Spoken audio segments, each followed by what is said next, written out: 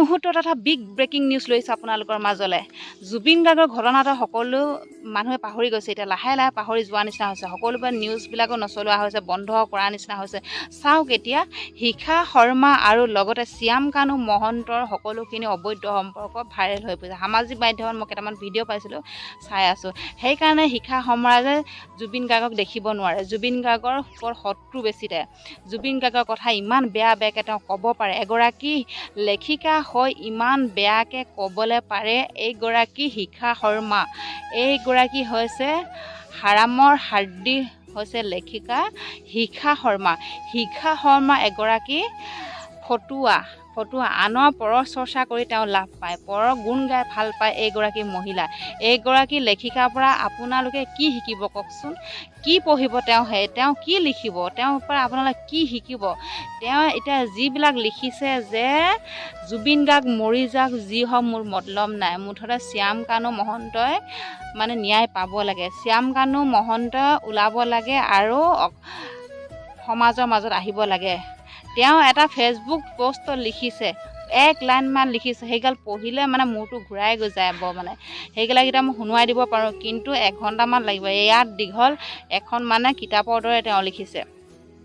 যিহেতু তেওঁতো বেলেগটো লিখিব নাজানে ন, তেওঁতো সেই পৰচৰ্চা কৰা মানুহ যে, পৰৰ বিষয়েতো লিখিব লাগিব, হয় নাই কওকচোন আপোনালোকে? তেওঁ পৰচৰ্চা কৰা মানুহ। জুবিন গাৰ্গৰ ন্যায় পাবলৈ কাৰণে অসমৰ মানুহ লাগি আছে, গোটেই অসমৰ মানুহ লাগি আছে, অসমৰ বাহিৰৰ মানুহ লাগি আছে। কিন্তু এইগৰাকীয়ে কৈছে জুবিন গাৰ্গে ন্যায় পোৱাটো নিবিচাৰে, তেওঁ শ্যাম কানু মহন্ত ন্যায় পোৱাটো বিচাৰে। কেনেকৈ শ্যাম কানু মহন্ত ওলাই আহিব পাৰে সেই কথাষাৰে তেওঁ প্ৰায়ভাগ যেতিয়াৰ পৰা জুবিন গাৰ্গৰ ঘটনাটো হৈছে, যেতিয়াৰ পৰা এই কুলাংগাৰকেইটাক ধৰিছে, তেতিয়াৰ পৰা তেওঁ যি টি পোষ্ট দি আছে, তেওঁক উলিয়াব লাগে। শ্যাম কানু মহন্তৰ গাত দুখ নাই, অকল শ্যাম কানু মহন্তৰ গাত দুখ নাই বুলি কয়। তেওঁক সিদ্ধাৰ্থৰ কথা নকয়, আকৌ সিদ্ধাৰ্থ শেখৰৰ কথা নকয়, কাৰণ তেওঁ আছে শ্যাম কানুৰ লগত লিংক, তেওঁ আছে সম্পৰ্ক আছে, অবৈধ সম্পৰ্ক। কাৰণ মানে শিখা শৰ্মা বহুতো কথা ওলাই থাকে, কাৰণ ইমানেই বেয়াকৈ মানে তেওঁ লিখিছে জুবিন গাৰ্গৰ বিষয়ে, মানে কি ক'ম আপোনালোকক। তেওঁ যে জুবিন গাৰ্গক ইমান কোনো ভাল নাপায়, ইমানেই ডেঞ্জাৰ বস্তু নহয়, আপোনাক মই কি কওঁ, ইমানেই ডেঞ্জাৰ বস্তু। তেওঁ ইমান কোনো জুবিন গাৰ্গ ডাঙৰীয়াক ভাল নাপায়। যদি ভাল নাপাওক, তইতো ক'ব নালাগে ন জুবিন গাৰ্গ ডাঙৰীয়া ন্যায় দিব নালাগে বুলি, শ্যাম কানু ন্যায় দিব লাগে বুলি। তই কোন বে? তই আইন বা কোৰ্টতকৈ বেছি ডাঙৰ নি এইগৰাকীকে যে ভৰাই থ'ব লাগে, শ্যাম কানুক উলিয়াই দিব লাগে। জুবিন গাৰ্গৰ হত্যাকাৰী এইগৰাকী হৈছে, এইগৰাকী শিখা শৰ্মা আৰু শ্যাম কানু মিলি জুবিন গাৰ্গক হত্যা কৰিছে। সঁচা কথা, কাৰণ কেলৈ কথাষাৰ ক'লোঁ, এইগৰাকীয়ে সেইগৰাকী, কাৰণ জুবিন গাৰ্গৰ কথা বেয়াকৈ কোৱা মানুহগৰাকী এইগৰাকী গোটেই উল্টা বাগৰ মাৰি থাকে, কান্দুলি মাছে ইলুটি হুলিটো এইগৰাকী মহিলাই কৰি থাকে। তেওঁক আপোনাৰ লেখিকা ক'ম নে কি ক'ম মই ভাবিবই নোৱাৰি। ইমানেই ফটুৱা মানুহ, ইমানেই ডেঞ্জাৰ এগৰাকী মহিলা, বাপাহো পগলা হৈ যাব, ইমান বেয়াকৈ কৈছে। তেওঁ হত্যাকাৰীৰ বাবে তেওঁ কান্দিছে দেই। জুবিন গাৰ্গক মানে হত্যা কৰা মানুহকেইজন শ্যাম কানু, সিদ্ধাৰ্থ শেখৰ, আৰু তেওঁলোকৰ ন্যায়ৰ বাবে তেওঁ মাত মাতি আছে। চাওক কেনেকুৱা জুবিন গাৰ্গৰ ন্যায়ৰ কাৰণে তেওঁ মাত মাতিব লাগে নে শ্যাম কানুৰ ন্যায়ৰ বাবে মাত মাতিব লাগে? ইমান ডেঞ্জাৰ বস্তু নহয়, আচৰিত বস্তু মই মানিব লাগিব তেওঁক। কিন্তু দেই তেওঁ মানে ইমানে দুৰ্বলতা আছে শ্যাম কানুৰ ওপৰত ইমান দুৰ্বলতা আছে। তেওঁ অকল প্ৰায়ভাগ শ্যাম কানুৰ কথাই কৈ থাকে, শ্যাম কানুক ন্যায় দিব লাগে। এজন হত্যাকাৰী, জুবিন গাৰ্গ ডাঙৰীয়া নাইকিয়া হৈ গৈছে, এজন ভগৱান আমাৰ মাজৰ পৰা নাইকিয়া হৈ গৈছে, এজন ভগৱানক তেওঁ হত্যা কৰিছে। সেই ভগৱানজনক তেওঁ ন্যায় বিচাৰিবহে লাগে, আৰু ন্যায় নিবিচাৰি তেওঁ আকৌ সেই হত্যাকাৰীৰ বিৰুদ্ধে মাত মাতিছে। হত্যাকাৰীকেইটাই ন্যায় পাব লাগে বুলি, হত্যাকাৰীয়ে ন্যায় পাব লাগে আৰু জুবিন গাৰ্গ ডাঙৰীয়াই ন্যায় পাব নালাগে। এইগৰাকী আপোনালোকে কি বুলি ক'ব? কওকচোন?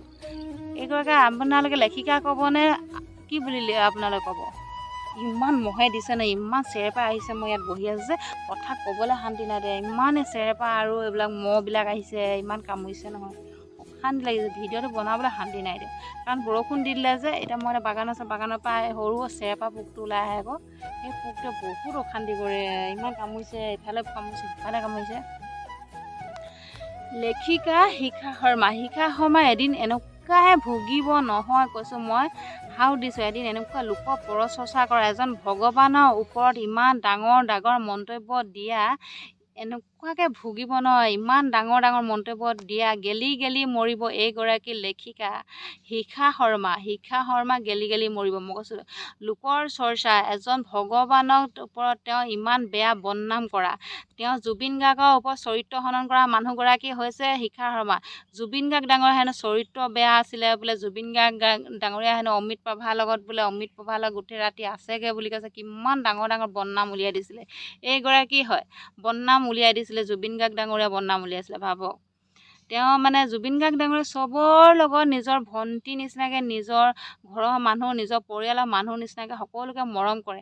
সেই মৰমৰ ওপৰতো তেওঁলোকৰ নজৰ চাওক, ইমান বেয়া নজৰ। এনেকুৱা নজৰ, এনেকুৱা চকু থকাতকৈ নথকাই ঠিক আছে, এনেকুৱা চকু থকাতকৈ ফুটুৱাই দিয়া ঠিক আছে। ইমানেই নজৰ বেয়া, তেওঁলোকে ভালহে পাব লাগে। সেইকেইটাক ধৰিলে, হত্যাকাৰীকেইটাক ফাঁচি দিব লাগে, সেইবুলিহে ক'ব লাগে। তেওঁ ফাঁচি দিয়াটো বাদে তেওঁৰ বিৰুদ্ধে মাত মাতিছে, বচাবলৈ চেষ্টা কৰিছে। হাই হাই কি যে কপাল, কি যে এজনী ফটুৱা মাইকী গিৰিয়েকটোৱে যে কেনেকৈ শান্তিত আছে ক'ব নোৱাৰোঁ দেই। এনেকুৱা নিচিনা মাইকীৰ লগত ভাল দিন কটাইছে কিন্তু দেই, ভাল খাই দিছে কিন্তু মতাবিলাকৰ মোৰ দেই। তেতিয়াও ইমান মানে জুবিন গাৰ্গৰ চৰিত্ৰৰ বিষয়ে ক'লে, অমিত প্ৰভাৰ লগত আছে বেয়াকৈ উলিয়াই দিছে, ৰুমত আছে গোটেই ৰাতি মদ খাইছে অমিত প্ৰভাৰ লগত, আমুক তামুক ঢেৰ বদনাম উলিয়াই দিলে, কাৰ লগত উলিয়াই দিলে। আচলতে এতিয়া চাওক, হিমন্ত বিশ্ব শৰ্মা ডাঙৰীয়াও দেখোন একৰ মহিলাৰ লগত কথা চথা পাতে, ইমান ধুনীয়াকৈ হেৰি কৰে। আৰু হিমন্ত বিশ্ব শৰ্মাক জানো বেয়াকৈ ক'লে হ'ব জানো? নহয় নহ'বতো। এতিয়া চাওক, অলপ দিনৰ আগত আমাৰ অখিল গগৈ ডাঙৰীয়াই কি কৰিছিলে চবেই জানে, যাকে তাকে মহিলাক সাৱটি ধৰে, চুমা খায়। আৰু এইগৰাকী এতিয়া জুবিন গাৰ্গ ডাঙৰীয়াই আজিলৈকে তেনেকুৱা কাম কৰা নাই, কেতিয়াও তেনেকুৱা কাম কৰা নাই। আৰু ভাল মানুহৰ লগতে কিয় অন্যায় হয়? ইমান এজন ভাল মানুহ, চাওক ইমান এজন ভাল মানুহৰ ওপৰত ইমান ডাঙৰ অন্যায় হৈ আছে। ভাবক আপোনালোকে কি বুলি ক'ব এইগৰাকী মহিলাক? এইগৰাকী মহিলা জুবিন গাৰ্গৰ বদনাম আনি দিছে, জুবিন গাৰ্গৰ চৰিত্ৰত বদনাম আনিছে, জুবিন গাৰ্গৰ মানে ন্যায় নাপাবলৈ কাৰণে কি যে কৰিছে, কি যে নাই কৰা এইগৰাকী মহিলাই। মানে প্ৰথমবাৰ তাইক কত কি কৰি আছে, যে শ্যামকানু মহন্তই নাই মৰা বুলি কয়। ছিংগাপুৰত গৈ জুবিন গাৰ্গে মদ খাই নিজে মৰিছে বুলি তেওঁ কৈ আছিলে। আচলতে তইনো কেনেকৈ গম পালি যে জুবিন গাৰ্গে ছিংগাপুৰত মদ খাই মৰিছে বুলি? কেনেকৈ গম পালি যে শ্যামকানু মহন্তই মৰা নাই বুলি? কাৰণ তোমাৰ ইয়াতে একদম পইণ্ট এটা আছে, কাৰণ তেওঁ চাগে শ্যামকানুৰ লগত ভিতৰি লিংক আছে, সেইকাৰণে তেওঁ জুবিন গাৰ্গ ডাঙৰীয়াৰ বিষয়ে এনেকৈ ক'বলৈ পাৰিছে যে আমাৰ শ্যামকানুৱে কেতিয়াও মৰা নাই, তেওঁ নিজে মৰিছে, মদ খাই মৰিছে, ছিংগাপুৰত পানীত সাঁতুৰিব গৈ নিজে মৰিছে বুলি তেওঁ কৈছে। আচলতে আছে লিংক শ্যামকানু আৰু শিখা শৰ্মা, সেইকাৰণে তেওঁলোকৰ দুয়োৰে কথাখিনি মিল খায়। তেওঁ মানে চব শিকাই থাকে, চব মানে তেওঁ পাঠ পঢ়াই থাকে, আজি বচাবলৈ কিমান চেষ্টা কৰে, ওতঃপ্ৰোতভাৱে চেষ্টা কৰি আছে, কিন্তু বচাব পাৰিছে জানো? নাই পৰা নহয়। তেওঁ যেনেকৈ সোমালে তেনেকৈ এতিয়া সোমাই আছে। আৰু ভগৱান আছে আৰু ৰাইজ আছে, ৰাইজে লাগি থাকিব। যেতিয়ালৈকে জুবিন গাৰ্গ ডাঙৰীয়াই ন্যায় নাপায় তেতিয়ালৈকে অসমৰ ৰাইজ জুবিন গাৰ্গ ডাঙৰীয়াৰ লগত আছে। কিন্তু এইগৰাকী হত্যাকাৰীৰ লগত আমাৰ অসমৰ ৰাইজ নাই। কাৰণ আমাৰ এতিয়া জুবিন গাৰ্গ ডাঙৰীয়াই যিখিনি অসমৰ বাবে কৰি গ'ল, কিন্তু শ্যামকানু মহন্তই কি কৰিলে?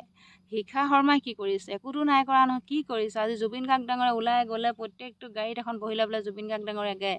এতিয়া ভাদৰ মাহ জুবিন গাৰ্গ ডাঙৰীয়া হৰিনামৰ পৰা আদি কৰি লোকগীতৰ পৰা শুনিলে শুনি থাকিবলৈ মন যাব। কিন্তু এই শ্যামকানুনো কি কৰি থৈ গ'ল?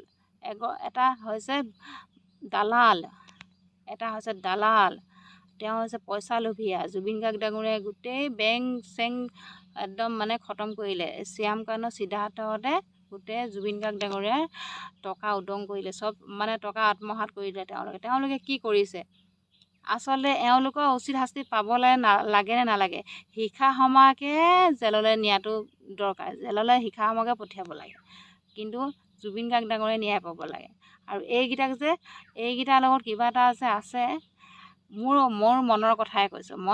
যিখিনি মানে তেওঁ লিখনি যিবিলাক তেওঁ লিখিছে ফেচবুকত প'ষ্ট দিছে যে শ্যাম কানু বচাব লাগে, শ্যাম কানু ন্যায় পাব লাগে, শ্যাম কানু জেলৰ পৰা ওলাই আহিব লাগে, শ্যাম কানু ঘৰত থাকিব লাগে, শ্যাম কানু জুবিন গাৰ্গ ডাঙৰীয়া মৰা নাই বুলি কৈছে। কিন্তু জুবিন গাৰ্গ ডাঙৰীয়াৰ ন্যায়ৰ বাবে তেওঁ মাত মতা নাই। কাৰণ কিয় ইমান বেয়া পায় শিখা শৰ্মাক, সেইটো প্ৰশ্ন কৰা উচিত। মই প্ৰশ্ন কৰিছোঁ, তেওঁ কিয় ইমান বেয়া পায় মানে জুবিন গাৰ্গক, শিখা শৰ্মাই জুবিন গাৰ্গক কিয় ইমান বেয়া পায়, কিয় ইমান বেয়া পায়?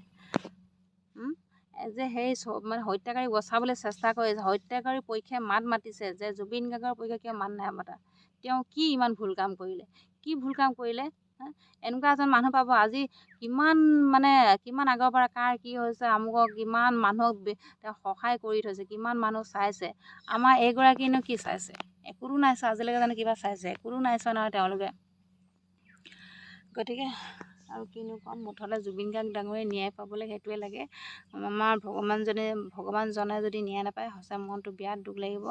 এটাই প্ৰাৰ্থনা কৰিছোঁ, ভগৱানে নিজৰ ন্যায় নিজে জুবিন গাৰ্গে ল'ব। কাৰণ জুবিন গাৰ্গ এজন ভগৱান হয়। তেওঁৰ গাত ঐশ্বৰ্য আছে, তেওঁৰ গাত ভগৱানৰ প্ৰত্যেকটো গুণে আছে। তেওঁ মানুহক সহায় কৰিব আদি গতি, নহ'লেনো পৃথিৱীত কি হৈ আছে কি নাই হোৱা কেনেকৈ তেওঁ গম পাব কি বুলি কয় জুবিন গাৰ্গ ডাঙৰীয়া। কাৰণ তেওঁৰ গাত ভগৱান আছে। গতিকে আজিলৈ ভিডিঅ'টো মই ইমানতে সমাপ্ত কৰিছোঁ। অতি সোনকালে জুবিন গাৰ্গ ডাঙৰীয়া ন্যায় পাব লাগে। 19 ছেপ্টেম্বৰ পাৰ হৈ গ'ল, 1 বছৰ পাৰ হৈ গ'ল, কিন্তু এতিয়ালৈকে কোনো সুসূত্ৰ পোৱা নাই। ভগৱানে কুশলে চাওক এওঁলোকক, জুবিন গাৰ্গ ডাঙৰীয়াক মানে ন্যায় দিয়ক আৰু হত্যাকাৰীকেইজনক ফাঁচি দিয়ক। ইমানে লাগে, উত্তৰটো আমাৰ সেইটোৱে লাগে, মানে প্ৰমাণ এটা লাগে। ভগৱানে সেইটোৱে প্ৰমাণ দিয়ক যাতে।